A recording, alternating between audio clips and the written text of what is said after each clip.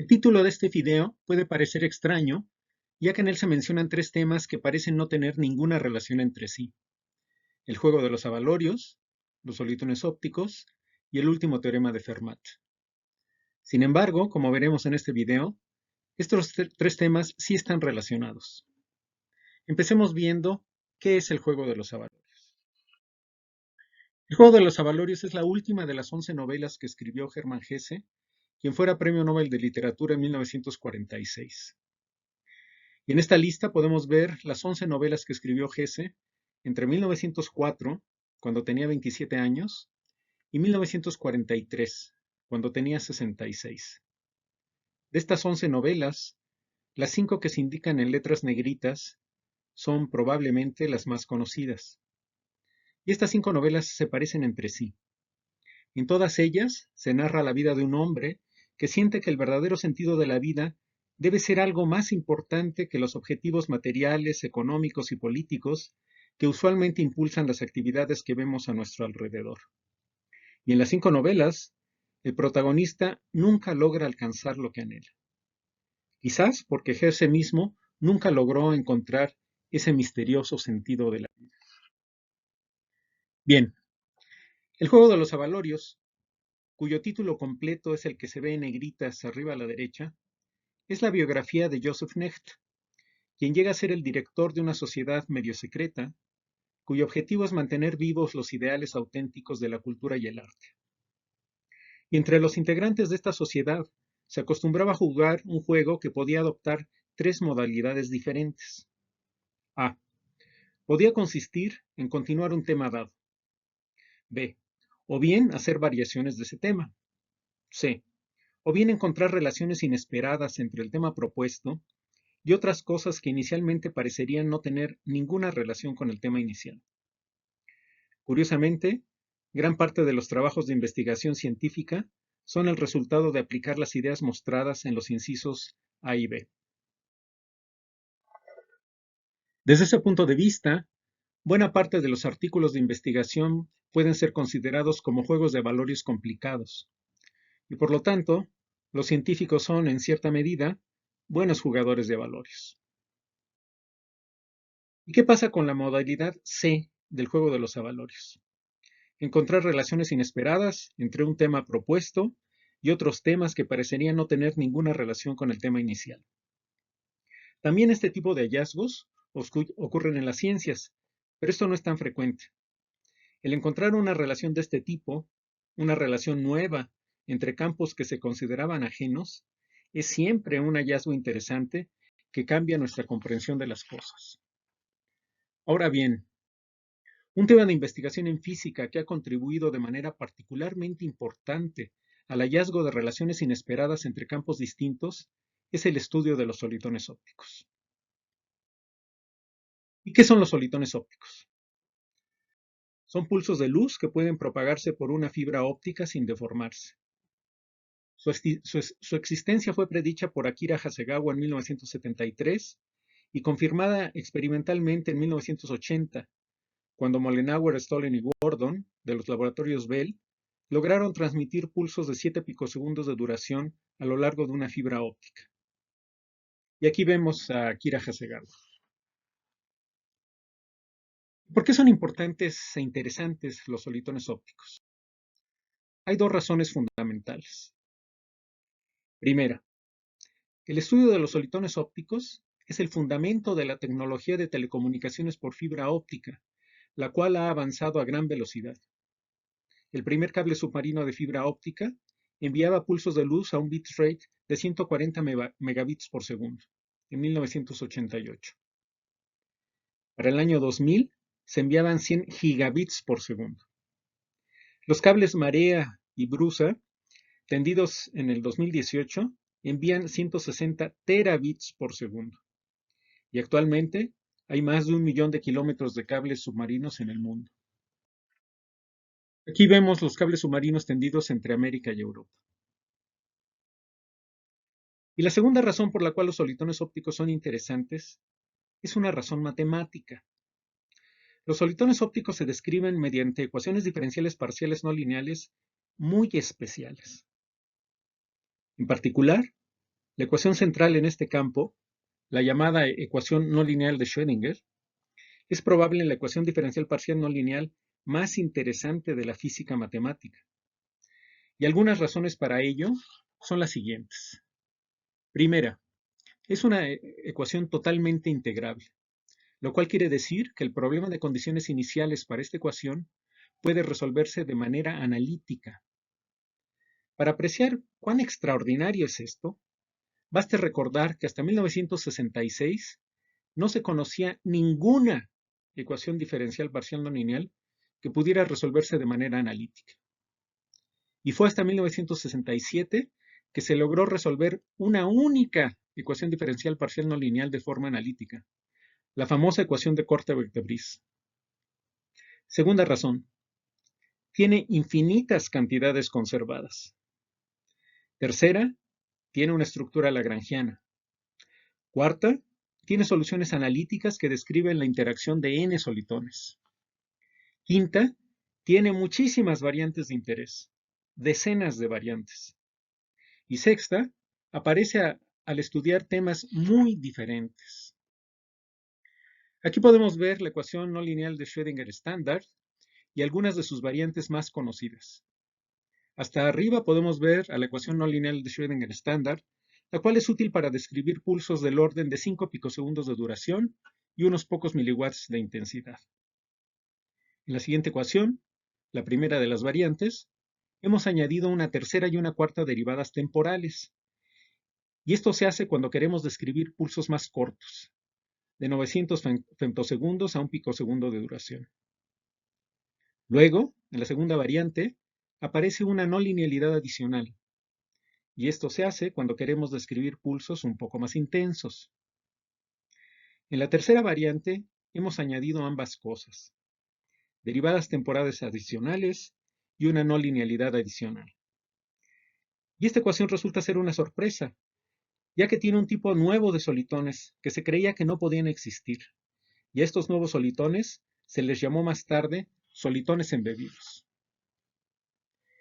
Y las últimas dos variantes son ejemplos de generalizaciones de la ecuación no lineal de Schrödinger más complicadas, con no linealidades más complicadas, y estas dos ecuaciones son ejemplos de ecuaciones que no tienen lagrangianas, ni tienen soluciones tipo solitón con expresiones analíticas exactas, lo cual las hace menos atractivas desde un punto de vista matemático.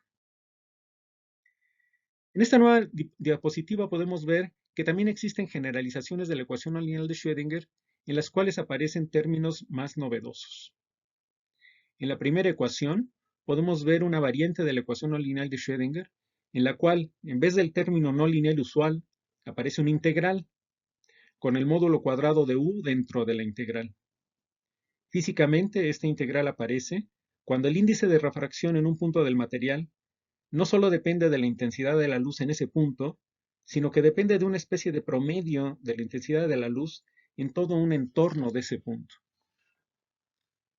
La segunda variante es una extensión no local de la ecuación no lineal de Schrödinger, en la cual no todos los términos están evaluados en el mismo punto z como x.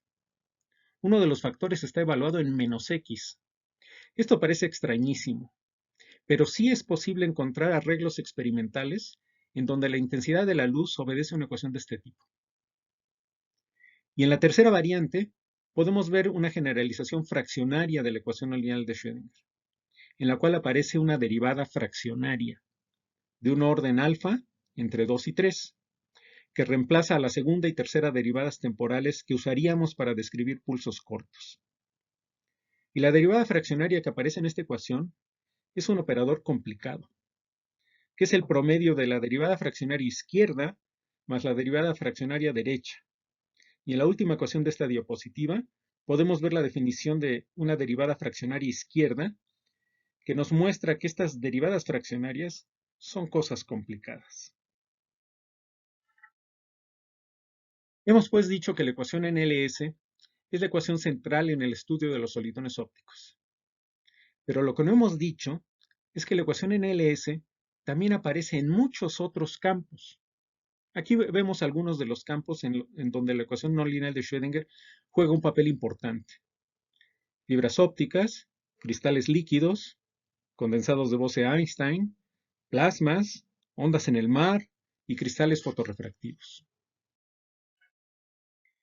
El hecho de que la ecuación no lineal de Schrödinger, que es la ecuación central en el estudio de los solitones ópticos, aparezca en muchos otros campos que no parecen tener ninguna relación con los solitones ópticos, sugiere que podemos encontrar relaciones inesperadas entre cualesquiera dos de las áreas donde aparece en la ecuación no lineal de Schrödinger. El hallazgo de estas relaciones inesperadas podría considerarse como el resultado de un juego de avalorios. Sin embargo, serían juegos de avalorios poco novedosos, ya que la aparición de la ecuación no lineal de Schrödinger en todos esos campos es un resultado conocido desde hace años. Tratemos, pues, de formular un juego de avalorios novedoso, en el cual descubramos nuevas relaciones entre la teoría clásica de los solitones ópticos y nuevos temas, que no se habían relacionado antes con los solitones ópticos. Para ello, tomemos una generalización bien conocida de la ecuación no lineal de Schrödinger, una ecuación NLS con una tercera derivada temporal, e introduzcamos en ella el término poco usual UZZ, la segunda derivada de U respecto a Z. Obtendremos así la segunda ecuación mostrada en esta diapositiva, y como veremos a continuación, esta ecuación tiene propiedades totalmente inesperadas. Para descubrir la primera propiedad inesperada de la ecuación mostrada en 1, sustituyamos la onda plana e a la i kz menos omega t en la parte lineal de esta ecuación. Veremos que para que esta exponencial compleja sea solución de la parte lineal de 1, la k y la omega deben satisfacer la ecuación 2. Y las curvas descritas por ecuaciones de la forma 2 son llamadas curvas elípticas. Esta ecuación 2 es la relación de dispersión de la ecuación 1. La ecuación 2 se ve sencilla, pero describe curvas de formas inesperadas. Por ejemplo, si C2 es un medio y C0 y C3 satisfacen la desigualdad mostrada abajo de la ecuación 2, entonces la ecuación 2 puede describir curvas como las que vemos en las dos figuras que vemos en esta diapositiva. Para quienes están un poco familiarizados con los solitones ópticos, será claro que estas relaciones de dispersión son extrañísimas. Prácticamente todas las variantes de la ecuación no lineal de Schrödinger que surgen en el estudio de los solitones ópticos tienen relaciones de dispersión que son curvas que son simétricas respecto al eje vertical. En cambio, las dos relaciones de dispersión que vemos en esta diapositiva no son simétricas respecto al eje vertical. Por otro lado, si bien no es raro que en el estudio de los solitones ópticos aparezcan relaciones de dispersión en las cuales haya números de onda prohibidos, en ninguno de los modelos estudiados hasta ahora se habían encontrado intervalos de frecuencia prohibidas. En cambio, en la relación de dispersión que vemos en la ecuación 1 y cuya gráfica se muestra en esta diapositiva, hay dos bandas de frecuencias prohibidas, una a la izquierda y otra a la derecha de la bolita que vemos centrada en la frecuencia 0. Buscando en la literatura, podemos ver que si bien no se habían reportado modelos de solitones ópticos con relaciones de dispersión con frecuencias prohibidas, en la práctica, en los experimentos, sí se habían encontrado sistemas con frecuencias prohibidas. De modo que una relación de dispersión como la que vemos en esta figura no es algo físicamente imposible. Por otro lado, la existencia de bandas de frecuencia prohibidas, como las que vemos en esta figura, tiene otra consecuencia inesperada. Si en la ecuación 1 mostrada arriba metemos un valor de omega que esté en una de las bandas de frecuencia prohibidas, no habrá ningún valor real del número de onda k para el cual se cumpla la ecuación, pero sí habrá un valor complejo de k. Y la existencia de este valor complejo de k tendrá como consecuencia que la parte lineal de la ecuación 2 tendrá soluciones que contienen exponenciales reales de la forma e a la alfa z, y la presencia de estas exponenciales reales implica que el problema de condiciones iniciales para la ecuación 2 es un problema mal planteado. Y esto es una sorpresa, ya que en el estudio de los solitones ópticos muy rara vez se habla de problemas mal planteados. Vemos pues que la ecuación 1 mostrada arriba a la izquierda tiene dos características muy peculiares. Uno, tiene una relación de dispersión con forma de curva elíptica, la cual tiene bandas de frecuencia prohibidas. Y dos, el problema de condiciones iniciales para la ecuación 1 es un problema mal planteado.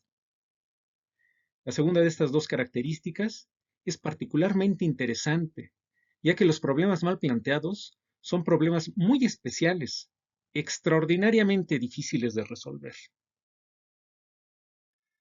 En esta diapositiva vemos qué es un problema mal planteado. Permítame leer lo que dice la diapositiva. El término problema mal planteado es un término engañoso. Parecería indicar que hay algún error en el planteamiento del problema que está equivocado, y esto no es así. Consideremos, por ejemplo, el problema de resolver la ecuación de calor hacia atrás en el tiempo. Consideremos, por ejemplo, una barra de metal que inicialmente en T igual a 0 calentamos de manera no uniforme. Es decir, la temperatura como función de X en T igual a 0 no es una constante. Al pasar el tiempo, la temperatura se irá uniformizando. Si ahora nos dan la distribución de temperatura T de X al tiempo final, para un tiempo final TF, suficientemente grande, para que esta temperatura esté muy cerca de ser una constante, y nos piden que calculemos cuál fue la distribución inicial de temperatura, resolviendo numéricamente la ecuación de calor, no podremos obtener la respuesta. El problema no es que estemos preguntando algo absurdo que no tenga respuesta. La respuesta existe y es única, pero no podremos obtenerla. El problema es que es muy difícil obtener la respuesta. Este es un problema mal planteado. Vemos, pues, que la generalización de la ecuación LS que hemos considerado, la que tiene la segunda derivada en z, uzz, y la tercera derivada en t, conduce a un problema mal planteado.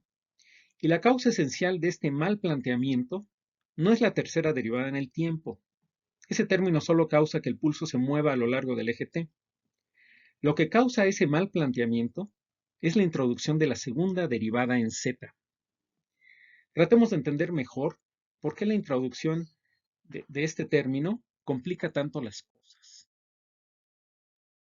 En la inmensa mayoría de los casos sobre solitones ópticos, no considerarán este término UZZ.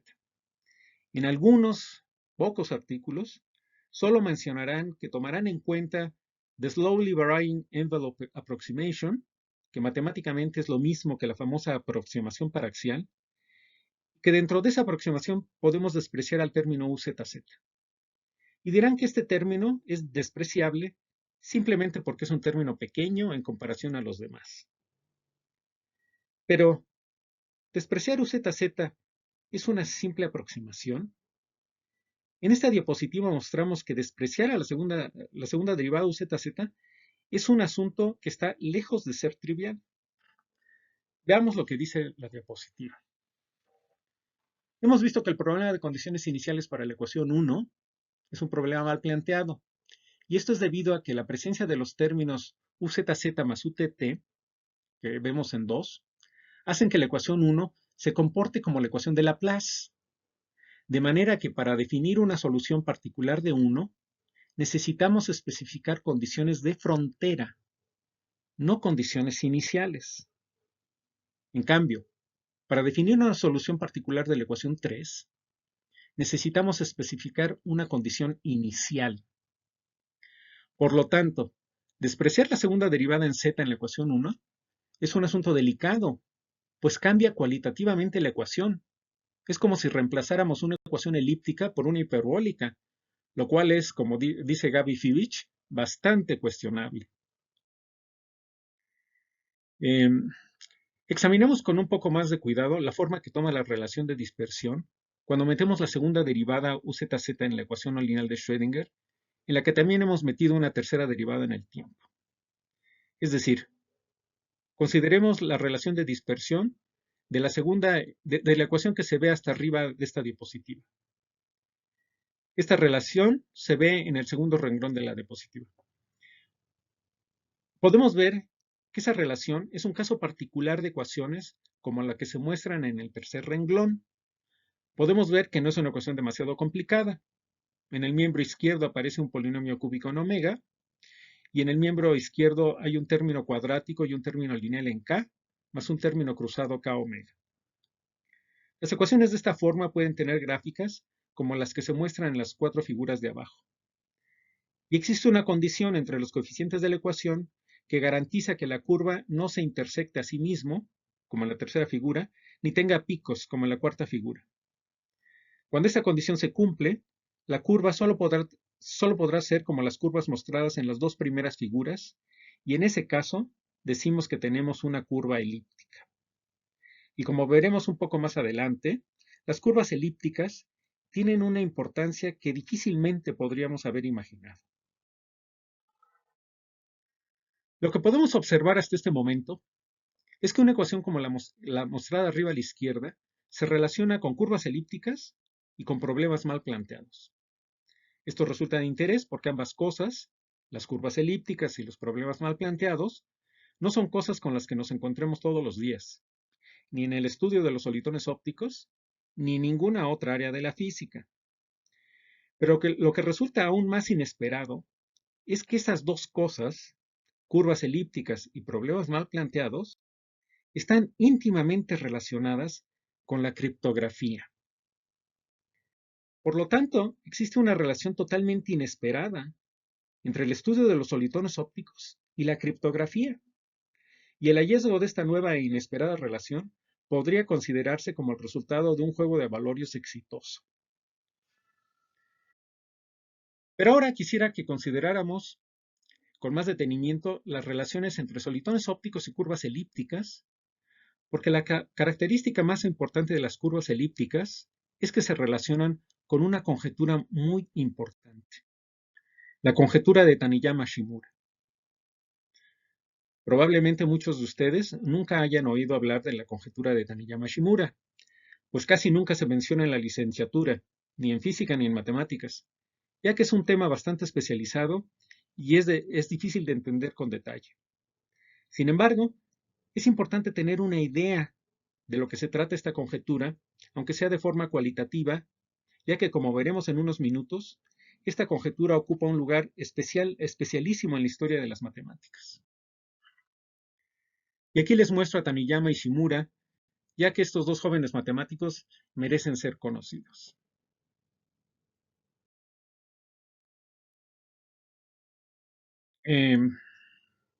Bueno, y ahora, antes de poder enunciar la conjetura de Taniyama-Shimura, necesitamos conocer un par de cosas.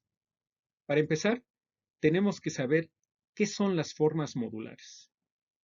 Y veamos lo que dice esta diapositiva.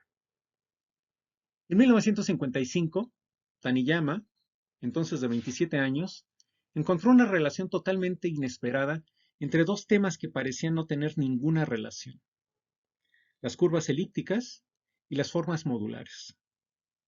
Una forma modular es una función compleja de variable compleja, f de z, que satisface la condición mostrada en 1, donde a, b, c, d y k son enteros, tales que se cumple la ecuación que vemos ahí, ad menos bc igual a 1, y además z es un complejo con la parte imaginaria positiva. Y a cada forma modular se le puede asociar una serie L de la forma mostrada en 2. Y ahora veamos algo relacionado con las curvas elípticas. Consideremos la curva elíptica que se muestra en la primera ecuación de esta diapositiva. Esta ecuación tiene soluciones x y y, con x y y enteros no negativos, como por ejemplo la pareja 1, 1 y 2, 3.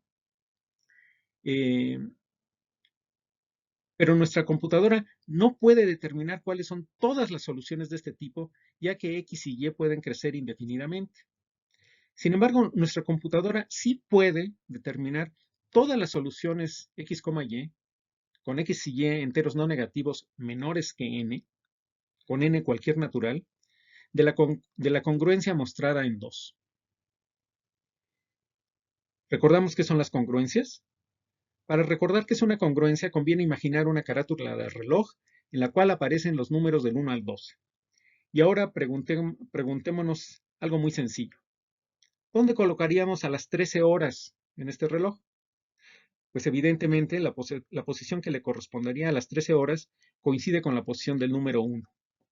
Y esto se expresa matemáticamente escribiendo la congruencia que vemos hasta abajo de esta diapositiva. Ahora veamos qué es la serie L de una curva elíptica. Si llamamos E subíndice n al número de soluciones enteras que tiene la congruencia 1 mostrada en la diapositiva, encontraremos, por ejemplo, que E1 es igual a 4, ya que la congruencia 1 tiene 4 soluciones x, y con x y y entre 0 y 1, y esas soluciones son las que se ven a la derecha de donde dice E1 igual a 4. De manera similar, E2 es igual a 9, porque la congruencia 1 tiene 9 soluciones x, y con x y y enteros entre 0 y 2. Esas nuevas soluciones se ven a la derecha de donde dice E2 igual a 9. Y de forma similar se puede ver que E3 es 10. Con esos números E subíndice n, podemos definir la serie mostrada en 3. Esta es la serie L de la curva elíptica asociada a la congruencia mostrada en 1. Podemos ver que esta serie tiene la misma estructura que la serie L de una forma modular. Y tiene también la misma estructura que la famosa función z de Riemann, la cual se obtiene si tomamos E subíndice n igual a 1 en la ecuación 3. Hemos pues visto que las formas modulares y las curvas elípticas tienen series de la forma mostrada en 1. Viendo estas series, Taniyama hizo la siguiente pregunta. Dada una curva elíptica cualquiera, ¿habrá siempre una forma modular cuya serie L coincida con la serie L de la curva elíptica elegida? La respuesta a esta pregunta no era para nada obvia. Taniyama y Shimura probaron para varias curvas elípticas y en todos los casos estudiados encontraron que sí había una forma modular cuya serie L coincidía con la serie L de la curva elíptica considerada. Y en base a esta observación, en 1955 propusieron su famosa conjetura. Para toda curva elíptica con coeficientes racionales, existe una forma modular cuya serie L coincide con la serie L de la curva elíptica considerada y viceversa. Es decir, hay una relación 1 a 1 entre curvas elípticas y formas modulares. Y pasarían 14 años sin que nada importante se descubriera sobre curvas elípticas o sobre formas modulares. Pero en 1969, el francés Yves Hellewache encontró un resultado que habría de ser importantísimo.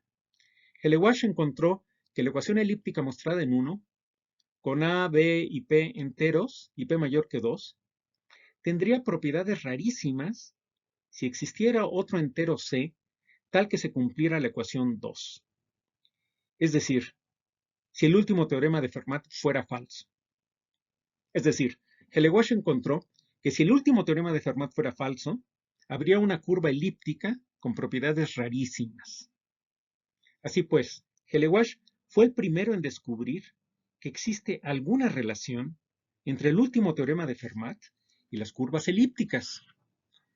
Fue un resultado completamente inesperado y muy raro, pues relacionaba dos cosas totalmente distintas: el último teorema de Fermat y esas curvas oscuras y casi desconocidas, las curvas elípticas. Es el tipo de resultado que constituiría un excelente juego de valores. Pero fue un resultado importantísimo, pues constituye realmente el primer paso en el camino que conduciría a la demostración del último teorema de Fermat. Y habrían de pasar otros 15 años antes de que se encontrara el siguiente resultado esencial para la demostración del último teorema de Fermat. Pero en 1984, el alemán Gerhard Frey encontró que si el último teorema de Fermat fuera falso, entonces la conjetura de Taniyama-Shimura sería falsa. Bueno, la demostración de Gerhard Frey tenía un pequeño error, pero el error lo corrigió el americano Ken Rivett 2 años después, en 1986. Y este también era otro resultado inesperado y raro, como el de Yves Hellewache, pues también revelaba una relación entre dos cosas que parecían no tener ninguna relación entre sí: el último teorema de Fermat y la conjetura de Taniyama-Shimura.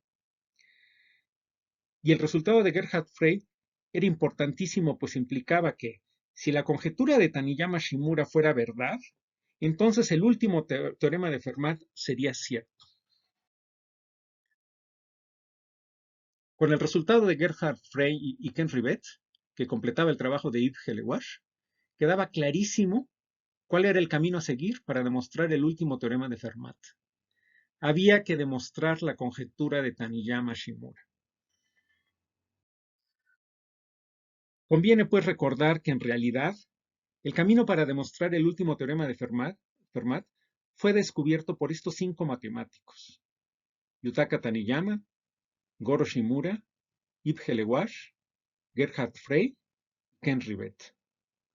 Aunque no se les menciona mucho, ellos fueron quienes descubrieron el camino para demostrar el último teorema de Fermat, y merecen, por lo tanto, ser incluidos entre los matemáticos más importantes de la historia humana.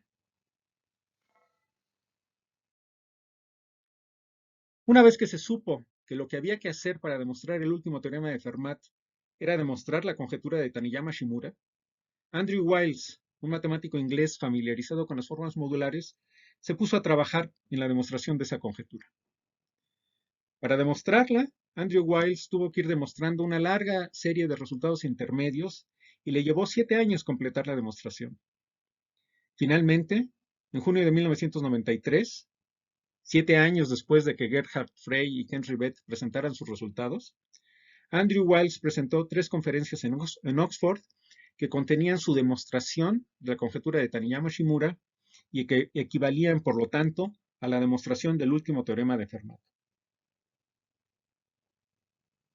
Y corrió por el mundo la noticia de que Andrew Wiles había demostrado el último teorema de Fermat. Pero su demostración tenía un error importante, que se encontró cuando se revisó su demostración con más cuidado. Andrew Wiles creyó que podía resolver el error rápidamente, pero al cabo de 6 meses de intentarlo, sin éxito, le pidió ayuda a otro matemático inglés, Richard Taylor. Y tras trabajar en el problema 10 meses, Wiles y Taylor lograron corregir el error.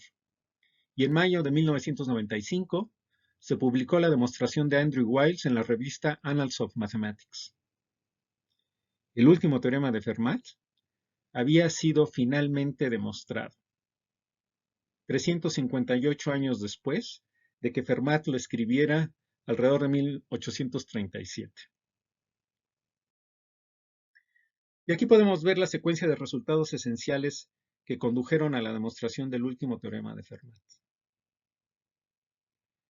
En el último rectángulo, con fondo morado abajo, se indica la fecha 2001 en la que Christophe Breuil, Brian Conrad, Fred Diamond y Richard Taylor demostraron la conjetura completa de Taniyama-Shimura, ya que Andrew Wiles solo había demostrado un caso particular de esa conjetura que era suficiente para probar el último teorema de Fermat. Con el trabajo de Breuil y sus compañeros, se concluye la aventura iniciada por Taniyama en 1955. Y aquí podemos ver a los 10 matemáticos que participaron en esa aventura intelectual iniciada por Taniyama y Shimura en 1955. Es interesante ver que la demostración de la conjetura de Taniyama-Shimura fue el resultado de la colaboración de matemáticos de muchas partes del mundo: Japón, Francia, Alemania, Estados Unidos e Inglaterra. Con estas imágenes del monte Fuji, la Torre Eiffel, el Big Ben y la Estatua de la Libertad, termina la historia de la conjetura de Taniyama-Shimura. Pero antes de terminar esta plática, conviene recapitular los temas que hemos mencionado. Hemos visto que estos 6 temas están relacionados: solitones ópticos, curvas elípticas, formas modulares, el último teorema de Fermat, problemas mal planteados y criptografía. Y las relaciones entre estos temas son todas inesperadas y por lo tanto interesantes. Y nuestro juego de avalorios ha consistido en encontrar estas relaciones. Ahora bien, descubrir que estos temas están relacionados ha sido interesante, pero ¿hay algo que podamos hacer conociendo estas relaciones? Para quienes estamos interesados en los solitones ópticos y en las ecuaciones parecidas a la ecuación no lineal de Schrödinger, quizás las relaciones que pudieran parecernos más interesantes son son las relaciones entre los solitones ópticos y estos tres temas: las formas modulares, la criptografía y los problemas mal planteados. Estas tres relaciones podrían conducir a resultados nuevos, como vemos aquí. La relación existente entre solitones ópticos y formas modulares sugiere que quizás existan soluciones de ecuaciones similares a la ecuación NLS que involucren formas modulares. Por otro lado, la relación existente entre los solitones ópticos y la criptografía sugiere que quizás pudieran construirse algoritmos para encriptar datos basados en ecuaciones similares a la ecuación NLS. Y por último, la relación más prometedora es la relación existente entre solitones ópticos y problemas mal planteados. En esta diapositiva explicamos con más detalle por qué la relación entre ecuaciones tipo NLS y los problemas mal planteados es particularmente interesante. En esta plática hemos visto que la ecuación 1, mostrada arriba a la derecha, es interesante ya que su relación de dispersión es una curva elíptica y porque su problema de condiciones iniciales es un problema mal planteado. Por otro lado, las tres ecuaciones que se muestran después son aún más interesantes, porque además de tener relaciones de dispersión parecidas a las curvas elípticas y estar asociadas a problemas mal planteados, tienen solitones exactos. Por lo cual, estas tres ecuaciones merecerían ser estudiadas más a fondo. Así pues, estas tres ecuaciones nos ofrecen temas de investigación que podrían ser usados para realizar tesis o artículos de investigación. Por último, para terminar esta plática, en esta diapositiva mostramos algunas referencias que podrían ser de utilidad para quienes se interesen por estos temas. Muchas gracias.